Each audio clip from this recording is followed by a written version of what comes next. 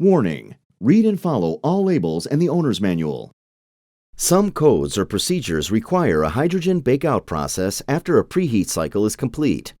For bake-out using the manual heat program after the preheat cycle is completed, press the Bake-Out button to view the Bake-Out menu.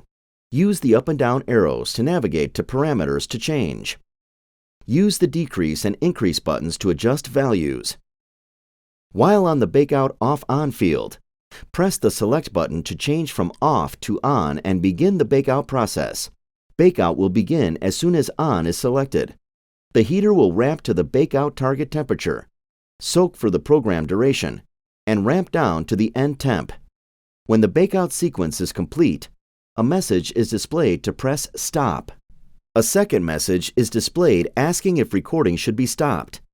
Select Stop to end the recording or continue to keep recording. The second option is bake-out from a file on a USB flash drive using preloaded data from the ArcReach Heater Data app.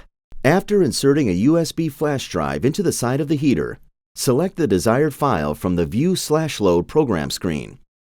Combined programs include both preheat and bake-out parameters. When a combined program is highlighted, use the Show Bake/Show Preheat button to switch between preheat and bake-out details.